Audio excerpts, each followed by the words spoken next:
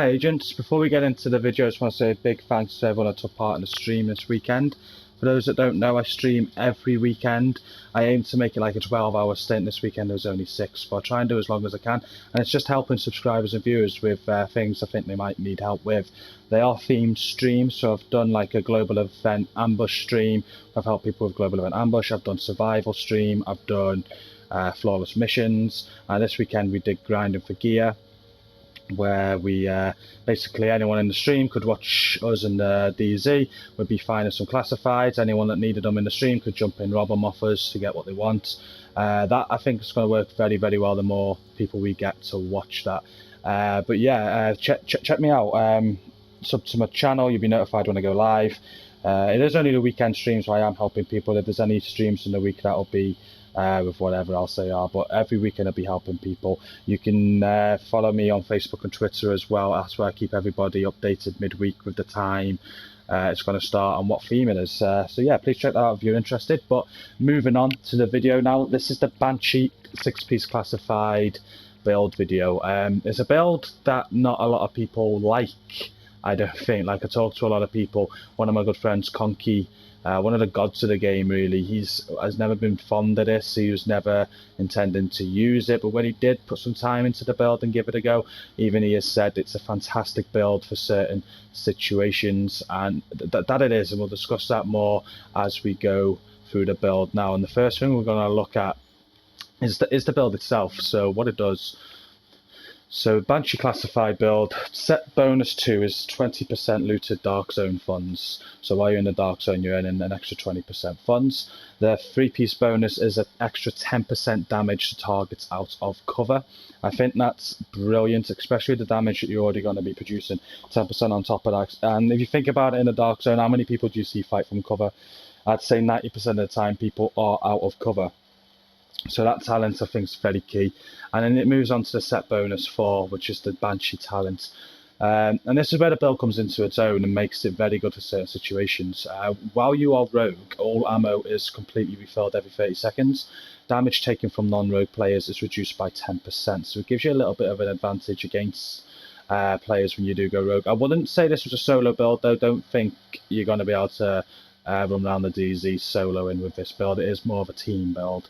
And that bonus, I'd say there, it's all right. You know, I wouldn't say it's better than any other build like Nomad or Striker. Like, you get the extra, when you're stacked with Striker, you're getting that extra heal. With Nomad, you have the extra life. You know, it's not really much survivability there, an extra 10% less damage. But the build gets better. So while you're not rogue, the damage to rogue players is increased by 10%. This bonus is increased to 20% for 10 minutes after being killed by rogue.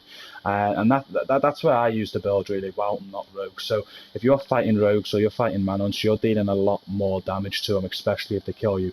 For 10 minutes after they kill you, you're dealing 20% more damage to them, and that's on top of the 10% extra damage you get from being out of cover as well. So you'll see in the montage video that I put up in a couple of days' time how much I rinse through rogue players. I always play in a team. I've not tried this build solo. Feel free to try it, but I am a team player, and this works very well in the team when you are fighting manhunts, rogues.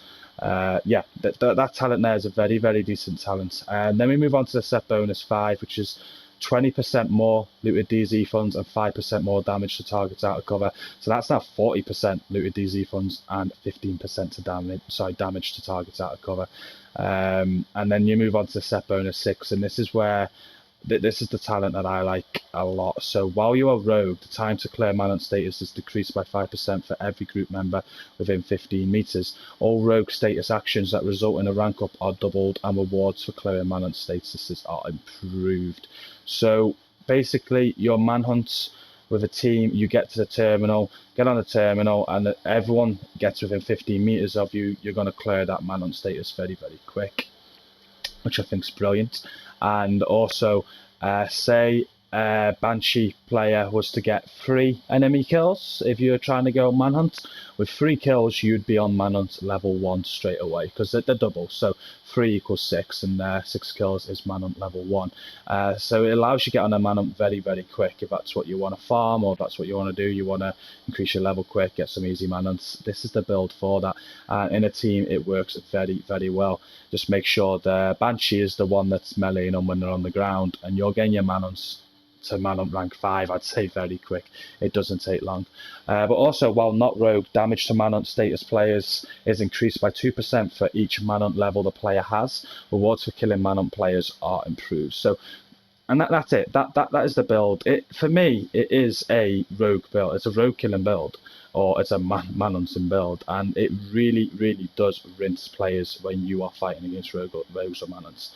And I mean rinse. Like, you'll see in the montage, it's mad. It's insane. The damage on it is probably one of the harder hitting builds. You got no survivability as such, and there are better builds. But if you are just going in a DZ to kill rogue players or to chase manhunts, or if you are just going in a DZ to get some quick manhunts and get them off, it's very handy having one of these builds in your 4-man team. There is definitely room for it, and I highly advise people to run with it. So the next thing is, how do you roll the build then? So I've spoken about the build, I told you what it does, but how have I rolled it? So you'll see my stats here. My firearms are 6,678, my stamina is 6,549, and I put nothing on electronics, and it's at 2,961. I've tested this a little bit, like I've gone firearms a bit less and more stamina. I was too tanky, I wasn't hitting as hard. I've gone less stamina, more firearms, so I was hitting a lot harder, but I just was going down far too quick. I couldn't survive, and this is where I settled on, basically even on firearms and stamina. That is the best. Well, that's how I like using the build best, and I've left it there. This is fully optimized. I've optimized every piece, and that's where I have it at, and I don't think I can make this build any better. There's nothing I'd really do to it to improve it. That's my opinion. Obviously, it's to my play style. You might want to change it up a little bit, but I'll go through the pieces now. We'll first have a look at the guns I use. My primary is the house. I have deadly and responsive on it, obviously with card counter.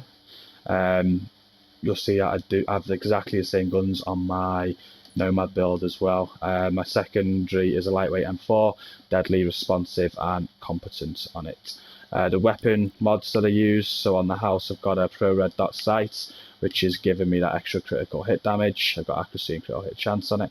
I've got an extended magazine with crit hit damage and crit hit chance on it. I've got a small grip, which is giving me crit hit damage, stability, and reload speed. And I got a loud vent break, crit hit damage, headshot damage, and critical hit chance. That's the weapon mods on my house. Weapon mods on my lightweight M4. I'm running that with a rugged mini reflex sight to give me a bit more critical hit chance. And it's got crit hit damage and optimal range on it. Extended mag with crit hit chance and crit hit damage on it. A small grip with crit hit damage, stability, and accuracy. And a loud vent break with crit hit damage, stability, and crit hit chance. So they're the weapon mods I have on that. That's preference really. I think with the house, obviously you want to go crit hit damage. The secondary stats there, like the accuracy or whatnot, optimal range. That's up to you really. I don't really focus too much on them. I go for the key part of the mod, which is like the crit hit damage or the crit hit chance. But yeah, that's where I'll run with that. My pistol, you'll notice that my build is my gear score is only 282, which is a little bit low for a fully optimized build, and that is because of my pistol. I do this with every single build I have. I've got a blueprint for a lower gear score pistol, Officer's M9A1, and what that enables me to do is put predatory on it and cold-headed on it. So with that, if I was to use my signature, for example, I use a recovery link to get someone up. We go out of combat.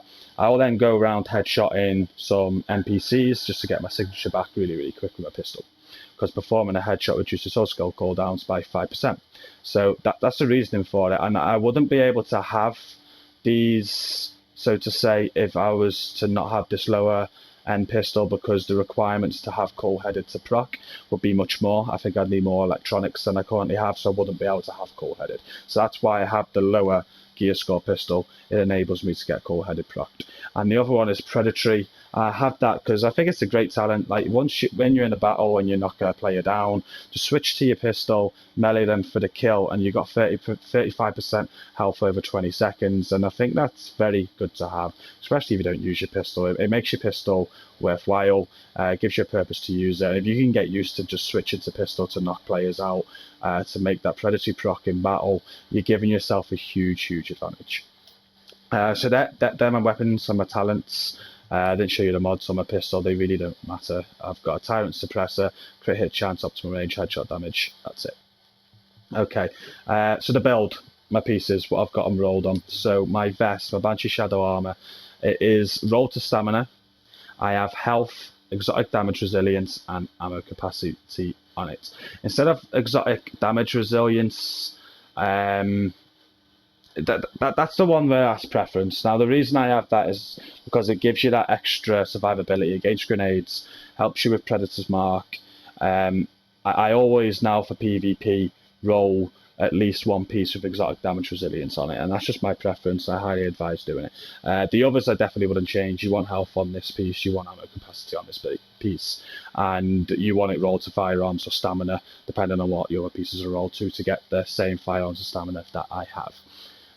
Moving on to the mask, sorry, we will go back. The mods that I have on this piece is, I think on all the pieces, I've got Prototype Firearms mod, which is 265 firearms with a 1% crit hit chance, and I got that twice on that. And then moving on to the mask is again roll to stamina. I have crit hit chance and burn resistance on it. So with the minor attribute there, any resistance will do. I like a bit of burn resistance because a lot of players do use fire turrets, especially now that we've got classified fire cresting. I think it's good to have a bit of burn resistance on your build. And crit hit chance is very important. You do want to get your crit hit chance as high as possible because that is going to enable you to hit very hard with this build. And again, I forgot to show you the mod on that. It is a 265 firearms mod with 1% critical hit chance. And then my knee pads, these are rolled to stamina. I've got the major attribute as health, and then the minor attributes are bleed resistance, burn resistance, and shock resistance. So the bleed resistance, I said in my last Nomad video that it might help against the Predator's Mark. It doesn't. I still think it's ideal to have. I didn't really have an option with this piece as I had to roll it to firearms and I had to roll health onto it. Would I change the bleed resistance? I don't know, maybe to disrupt resistance. It is really personal choice. I certainly wouldn't change it to enemy armor damage or anything else like that. It's a PvP build. It's not a PvE build in any way, so you do want the resistance rolls on there. I've got my bleed, burn, and shock. Burn and shock are obvious. Once again, fire turrets for the burn and shock turrets. People still use them. I do want shock resistance on this build because I want to be able to get out of that shock quick. Otherwise, I'm pretty much dead. So yeah, that is important. And the mods again on that are firearms, 265 critical hit chance, and then I've got a performance mod which is 7.5% support station range. You'll see why in a minute I have that. And if you watch my Nomad video, you'll already know. The Banshee Shadow Backpack, I've got it rolled to firearms. I've got major attribute health. I've got minor attribute disrupt resistance. Same reasons as the other one. You want some sort of resistance on there, and the minor attribute and health is very important on this build. You want to be getting your health over 500,000 for sure. I would say 530 where I'm at is a little short. 550 I'd probably think is perfect, but yeah, 530 is good. If you drop below 500,000 on this build, you're gonna find it too squishy. You're gonna find it. You're not gonna enjoy the build. You're gonna be going down far too easily. You won't have enough time to kill the players. So yeah, you want to get that over 500. Moving on to the gloves. After I show you the mods on this, I've got firearms 265 critical hit chance. I got support station range 7.5%, and again support station range 7.5%. And my gloves, they are roll to stamina. I have major attributes 12% SMG damage, critical hit damage, and critical hit chance on there. This is really pretty much any PvP build, your gloves are going to look like this. If you use an SMG or assault rifle, whatever you use, you'll have that damage on there, and then you're going to have critical hit damage and critical hit chance. They're very important to have because you want to hit hard. The higher critical hit chances, you're going to be hitting much harder, and then the higher critical hit damages is you're going to be hitting much harder. And you'll see in my montage in a few days' time just how hard I hit with this build. And I will go through the stats in a second so you can see what they top out at. But yeah, they're my gloves. And then my holster finally is the Banshee Shadow holster. This is maxed out on firearms, stamina, and electronics. My major attribute on there, I've rolled to critical hit chance, which I've just explained why. You really, really need as much critical hit chance as you can get. And the mod on this is 7.5% support station range. So they're my pieces, and for me that's God rolled. Everything's got. I wouldn't change anything at all with this build. I thoroughly enjoy it, and it comes in handy in certain situations when I'm with my team, and I do use it quite regular. If we look at the character stats, then this is for me primary weapon. No, sorry, sidearm. Let's change that over. There you go, primary firepower. So we scroll down here. So with my house, my critical hit chance is at 51%. You can top that out at 60. So I could get higher if I wanted to. 51% is good enough though. Like I think I've run most builds at between the 40s and 50s. I put a little bit more on this to 51. That's where you want to be aiming for. You want to be aiming for 50% critical hit chance. If you get there, you're going to be hitting very hard. And as you can see, the critical hit damage is 117%. So more than half the time I'm firing, I am doing more than double damage. And then I've got card counter as well. As you know, of the house, every other half of the clip is dealing more damage. The damage is insane. And then you got the damage to enemies out of cover on top of this build. And I can't say enough how hard this build hits when you're in the right situations. It is insane. You drain health bars. You really do. Headshot damage I haven't focused on, but I've got 56% there. Is there anything else to really look at? I haven't put any skill haste on it. No damage to elites on it. No health on kill on it. I've done anything like that. So it's not really a build for using skills or anything. There's no need. And if you look at my resistance, I've got... So all damage resilience is, I haven't put anything on it, but my exotic damage resilience is 11% from that roll I put on my vest, was it? And then I've got bleed resistance at 33%, I got burn resistance at 50%, destruct resistance at 17%, and shock resistance at 33%. As long as yours is looking something like that, you're going to have some survivability to this build. You'll have 5 medkits, you'll run it in a team. If everybody runs combat medic, you got their medkits, and work. This is why I say, like, this wouldn't be a solo build. I don't think there would be enough survivability on this build to go solo. With a team, no, you work together with a team, stay alive, and you're all good. And that's that. And the last thing to look at with the build is the abilities. So I run it with a support station, and I run it with a booster shot. So the support station, any PvP build I run now, because of Predator's Mark, to help counteract the bleed, I run with an immunizer box, because as you know, you can put an immunizer box when you're bleeding down, and it'll take you out of it. Or if your box is down and someone makes you bleed, you can step out of it, go back into the box, and it takes the bleed off. It's very handy in having, and not just because of that. In those instances where you've popped the med kit, someone else has popped the medkit for you, I don't know, you've got nothing else to give you some health and you're so low, you can drop your box and destroy it just to give you that extra bar of health, and it saved my life in so many situations. I use it for my team too. If I see someone that needs a little bit of a heal and I can't give them a medkit, I'll drop my box and destroy it, and it'll give them that heal. Very, very handy, and I've got it every 36 seconds, even though I've got no skill haste on this build, so I've pretty much got 2 a minute or just over, which is great. Booster shot, I only get this every 50 seconds, but this is just to increase my damage again, and because the way I play the build, I only put the build on if we're going to be fighting rogues or we're going to be chasing manhunters, or we're going to go for some easy manhunts, and I'll use that booster to my advantage at the start of a fight. So we're about to fight, say, 4 rogues, I'm going to hit that booster to give myself that increased damage on top of all that extra increased damage I've already got, and I am rinsing. Players are dropping. That's what I use the booster shot for. It's not great every 50 seconds, but you hit hard enough as it is anyway, and if you're like me, I tend to forget to use this anyway. I'm hitting that hard. But yeah, there's no real other... The only other thing you could do instead of a booster shot is maybe pulse, because obviously you get the extra critical hit chance on that. If you were to use the recon pack pulse, you get 8.5% critical hit chance and an extra 8.5% critical hit damage, so that's a good shout as well. And you get that every 38.5 seconds. That comes around more regular. I switch between the two of them, being honest with you. I'll either use Booster or I'll use Pulse. There's nothing else I'd really want to use on this build. I've got Green on at the minute, but yeah, Recovery Link, it's whatever you want to run. You can use Tactical Link, you can use Survivor Link, whatever your team's running, whatever your team wants you to run, you'd select there. And then the talents, finally, the talents that I've got. Every PvP build I now run with Adrenaline. So Medkit now gives you 7 seconds of immunity from status effects. People say this doesn't work against Predator's Mark. It does, it just doesn't work for 7 seconds. But yeah, you need, if you want to survive Predator's Mark, that's a talent you need in PvP now, and it does work against it, but only for a few seconds. I won't say it's 7. I've got critical save on, so we're using medkit during low health to increase damage resistance by 20% for 10 seconds. That is very handy.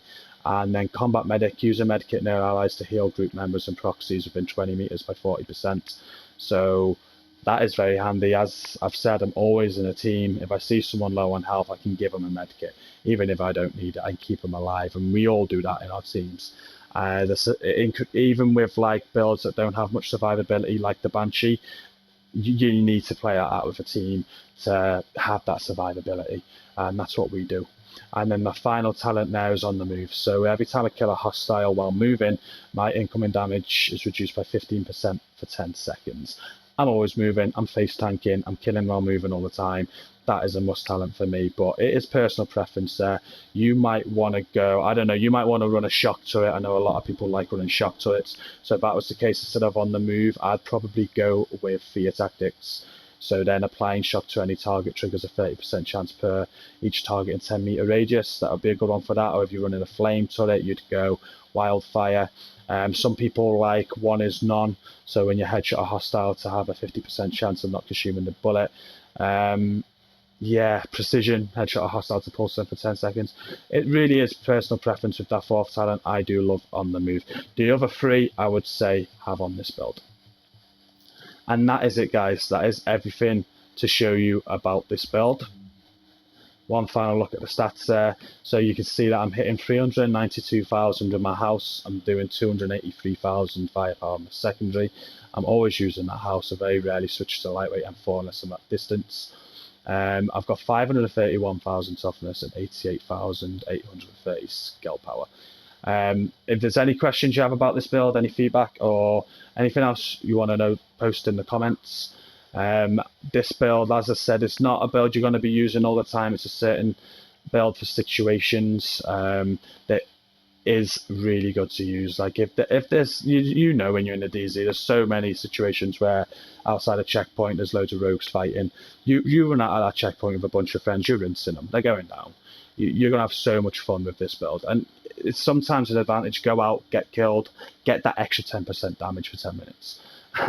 You know, that extra 10% is a lot on what you're already hitting. And yeah, the rewards with this build, which I haven't really gone over really when we're going through the pieces.